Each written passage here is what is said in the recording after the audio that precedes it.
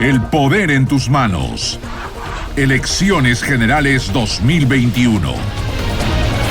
9:07, estamos aquí en Ampliación de Noticias junto a Fernando Carballo, Carlos Villarreal y quien habla Mónica Delta. Le vamos a dar la bienvenida a un experto en derecho electoral como es Jorge Jáuregui. ¿Por qué? Porque vamos a tocar un tema que es fundamental, que se aprobó el viernes, pero que no ha estado exento de controversia y tiene que ver con el financiamiento de los partidos políticos. Conocemos la historia reciente, sabemos perfectamente que el impacto en términos de corrupción dentro de los partidos políticos está vinculado al tema del dinero, de dónde viene, de quiénes vienen, qué cosa se hipoteca a partir de ese dinero. Bueno, se ha aprobado esta reforma, pero no ha dejado de haber puntos de controversia. Uno de ellos, que tiene que ver con establecer la posibilidad de que los partidos puedan perder su inscripción electoral, eso no se aprobó y eso es parte también de una discusión. Pero en términos generales quisiéramos conocer su opinión sobre lo que ha aprobado el Congreso, doctor Jáuregui. Mónica, Fernando, muy buenos días. Bueno, realmente se ha aprobado algunas modificaciones. Ya se había dado en el 2017, digamos, una modificación a la ley de organizaciones políticas respecto al capítulo del financiamiento, de los mecanismos de financiamiento. Probablemente el aspecto más interesante de la reforma que ha sido aprobada últimamente por el Congreso de la República es lo que tiene que ver con la posibilidad de que la OMPE tenga, digamos, facultad para requerir a entidades públicas y privadas, lo que entiende también entidades financieras, información respecto al financiamiento. O sea, acceso a sus cuentas bancarias. La disposición dice que la Oficina Nacional de Procesos Electorales puede pedir a entidades públicas y privadas información respecto al financiamiento. No específicamente dice cuentas bancarias, pero ojalá esto a nivel de reglamento que establece que debe aprobar la Oficina Nacional de Procesos Electorales incluya también el tema de las cuentas, ¿no? Eso sería interesante para efectos de poder que haya una mejor trazabilidad, ¿no? a los aportes a los partidos políticos, dado que, como usted bien lo señalaba, este es el aspecto medular, es el aspecto central, ¿no? Cómo se financian las campañas y qué compromisos se van adquiriendo y cuáles son los actores que están detrás también pues de intereses, ¿no? Que luego tienen impacto ya cuando estas personas acceden al espacio de representación política, ¿no? Las personas que postulan, me refiero. ¿Y qué cambios ha introducido esa nueva disposición sobre el financiamiento de los partidos políticos respecto a lo que fue vigente hasta las elecciones pasadas? Un cambio interesante es que le da nuevamente a la OMPE la posibilidad de 6 meses para hacer la auditoría, ¿no? A los informes económicos financieros. La última modificación se redujo a 4 meses y era, digamos, bastante razonable considerar que 4 meses es un plazo muy corto, muy escueto para que OMPE haga las auditorías a los partidos políticos respecto de los informes económicos financieros, ¿no? Un segundo aspecto interesante es el que también va a permitir lo que hemos señalado, que la OMPE requiere información. Incluso la UIF establece acá en forma expresa que la Unidad de Inteligencia Financiera, si acaso encuentra haciendo seguimiento respecto a alguna investigación, la pueda compartir con OMPE, ¿no? Respecto a alguna persona que pueda, digamos, estar involucrada con, digamos, movilizar dineros que puedan ser objeto de atención por la Unidad de Inteligencia Financiera. Pero, doctor, además de que la OMPE establezca un portal, ¿no? Una suerte es un portal digital, ¿no? De financiamiento que también va a permitir una mejor trazabilidad de los recursos que van ingresando, ¿no? al financiamiento de los partidos. Doctor, pero el hecho de que se haya cambiado el concepto de la inscripción de un partido político, si es que reinciden faltas por la suspensión de la inscripción, ¿no va en contra de la esencia del proyecto que quiere establecer transparencia en el tema del financiamiento de los partidos políticos? Correcto, ese es un aspecto importante, no es un aspecto importante, no lo mencioné, pero es un aspecto importante, lo iba a mencionar, el hecho de que originalmente se consideraba que la sanción debía ser la cancelación de la inscripción en caso los partidos incumplan con las disposiciones sobre financiamiento ilícito, ¿no? Que ahora se ha establecido. Porque claro, si no hay una sanción efectiva, o sea, es decir, no asume la responsabilidad la inscripción electoral o el partido respecto precisamente a de dónde viene y cómo viene el financiamiento, ¿no? Correcto. Sí, porque además se ha establecido, se ha incrementado las multas, ¿no? Hasta de 30 a 100 UITs para las organizaciones políticas que infringen las normas, ¿no? En caso de que sean infracciones muy graves. Pero todos sabemos pues que las organizaciones políticas no tienen recursos, entonces ahí como que esto va a ser bastante declarativo más bien, ¿no? Y ciertamente la suspensión no es un mecanismo lo suficientemente potente como la cancelación, como usted bien lo señala, ¿no? Quiero poner un ejemplo, si me permiten un segundito. O sea, en términos periodísticos, yo recuerdo que incluso durante la campaña del entonces candidato Ollanta Humala, en un programa donde yo estaba que se llamaba Sin Medias Tintas, hubo un informe respecto a que había gente que supuestamente había donado dinero al partido, pero era gente que no tenía el recurso para hacerlo. Es decir, había una especie de aportantes fantasmas que diluían, digamos, el dinero que habían recibido. En ese sentido, y eso después se ha confirmado ya con creces a lo largo del tiempo, en ese sentido, ¿habría algún candado en esta nueva iniciativa o no? Bueno, esta norma mantiene los candados o en todo caso las previsiones que ya tenía la ley de organizaciones políticas, porque hay que decir que muchas de las cosas que acá están ya se habían previsto, se le ha dado mayor intensidad en todo caso, ¿no? Por ejemplo, el tema de la bancarización, ¿no? La forma como se evita que ingrese dinero opaco o que de repente no se pueda seguir a hacerle la trazabilidad de estos fondos y poder de forma muy clara determinar qué personas son las que están aportando es a través del mecanismo de la bancarización. Es decir, que se ingresen los aportes, ¿no? Tanto para las campañas como para, digamos, de modo general para el financiamiento partidario, a través de entidades financieras, ¿no? Entonces, aquí hay una, digamos, se ha hecho mucho más intensivo, si se quiere, el mecanismo, porque se ha disminuido el monto de una UIT al 25% de una UIT, ¿no? Que los montos que son aportados deben ser entregados a través de entidades financieras, ¿no?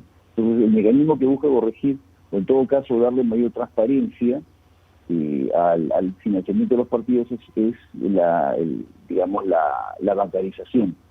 Sin embargo, yo creo que hay temas que son mucho más de fondo que esta modificación no prevé, como por ejemplo, que es lo que se espera hace mucho tiempo en el Perú, es establecer no solamente topes para aportaciones y mecanismos para poder hacerle seguimiento a los aportes, sino establecer topes de gasto, ¿no? Que los partidos tengan topes de gasto de tal manera que, no haya necesidad de recurrir a recursos de privados que hemos visto en muchos casos son opacos y con la posibilidad de que sea incluso de fuente ilícita, ¿no? Entonces, señor Jáuregui, quisiera preguntarle algo, pero tenemos que ir a una pausa para escuchar su respuesta, que tiene que ver con cómo prevé usted que se va a desagregar el gasto de las campañas en función de la pandemia, porque la campaña esta vez, si las cosas siguen como están, va a ser sumamente diferente a las que hemos conocido hasta ahora. Entonces quisiera que usted nos haga una previsión de en qué se va a deber, en qué se va a poder gastar y quién va a poder financiar esas campañas, qué restricciones hay al financiamiento de los privados en particular. Pero vemos eso, por favor, después de una breve pausa, doctor Jáuregui. Perfecto, gracias. Seguimos en Ampliación de Noticias conversando con Jorge Jáuregui, experto en Derecho Electoral, a propósito de lo que se aprobó en relación al financiamiento de partidos para esta campaña electoral en el Congreso el último viernes. Fernando, tenías una pregunta planteada. Sí, quería que nos haga una previsión sobre en qué se va a gastar en la campaña del próximo año en vista de que estaremos todavía bajo medidas sanitarias.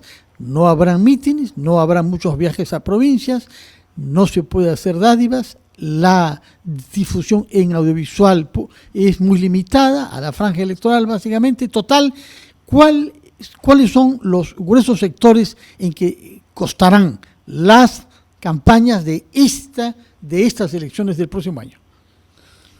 Bueno, en la lógica, como usted bien lo señala, que tenemos establecido un sistema de financiamiento público indirecto para las campañas respecto específicamente a la propaganda en radio y en televisión, y que esta modificación de la ley que se ha aprobado en el Congreso, busca también incluir a las redes sociales, ¿no? Dado que hay un financiamiento público indirecto, es decir, un subsidio del Estado para pagar las campañas electorales en radio y televisión, que se llama la franja electoral, y que hay que precisar, ahora va a ser desde las 6 de la mañana, desde las 6 horas hasta las 23 horas, hasta las 11 de la noche. Es una super franja ampliada, ¿no? Antes era solamente de 7 de la noche a 10 de la noche, ahora es una franja que va a durar todo el día.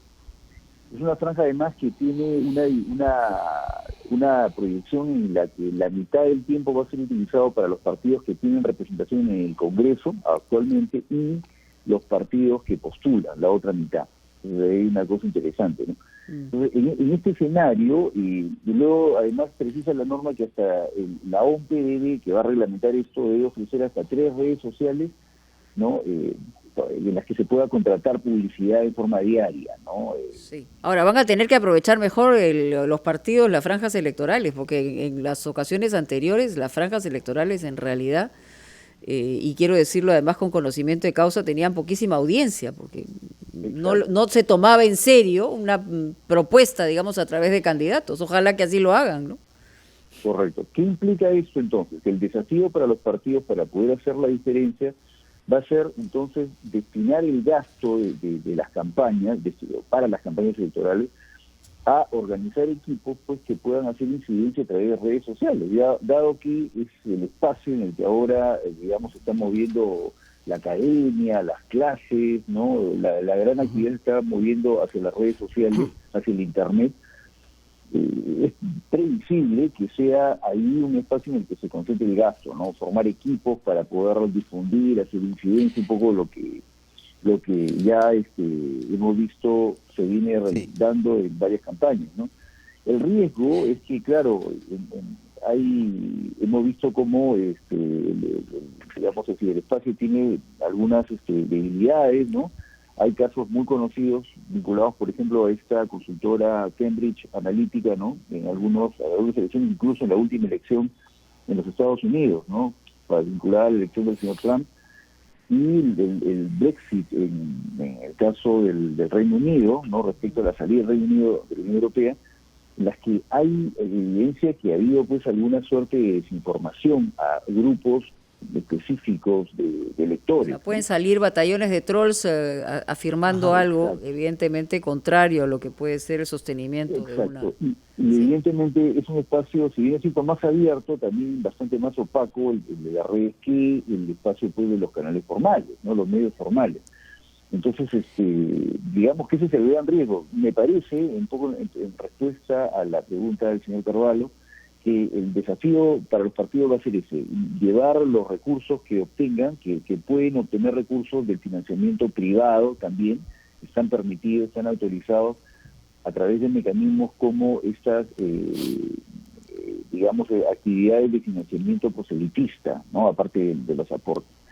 Y a través de estos mecanismos, entonces, captar recursos, ¿no? Que pueden ser hasta el orden de 100 unidades impositivas tributarias por cada actividad, y no hay límite para realizar esas actividades, es decir, las actividades de financiamiento proselitista, por ejemplo, como los cócteles, almuerzos, ¿no? Ese tipo de actividades son lo que la ley denomina financiamiento proselitista.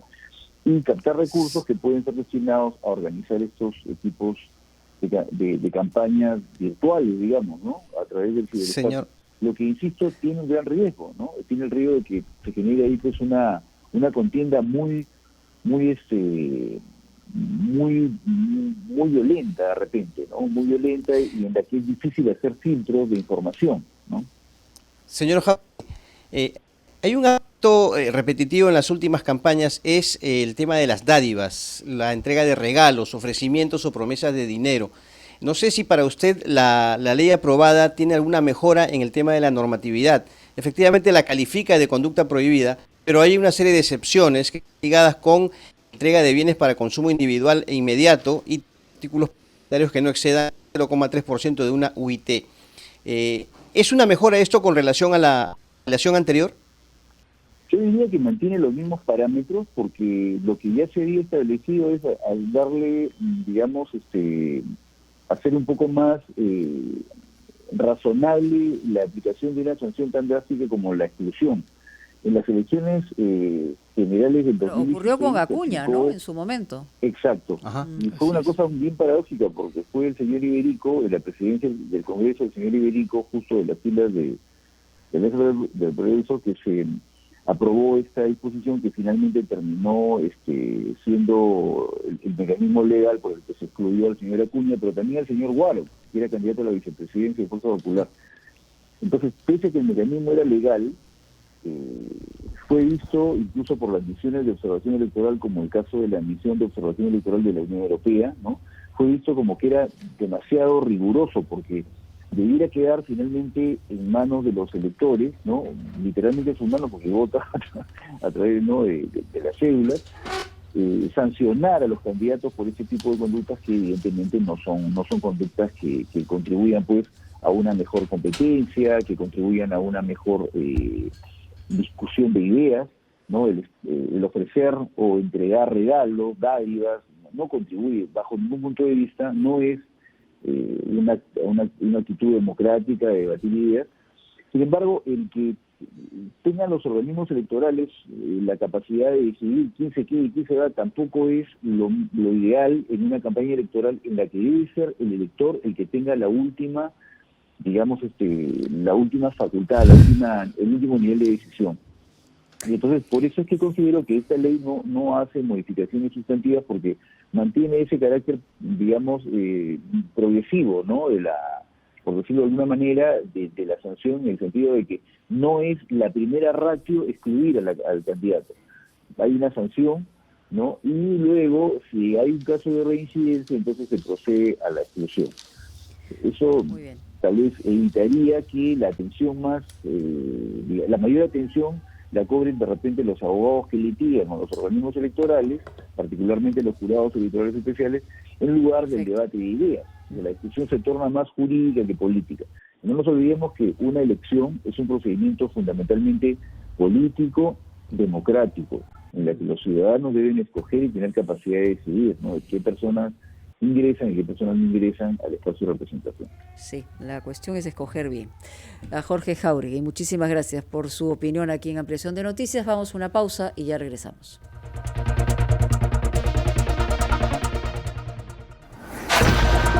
El poder en tus manos.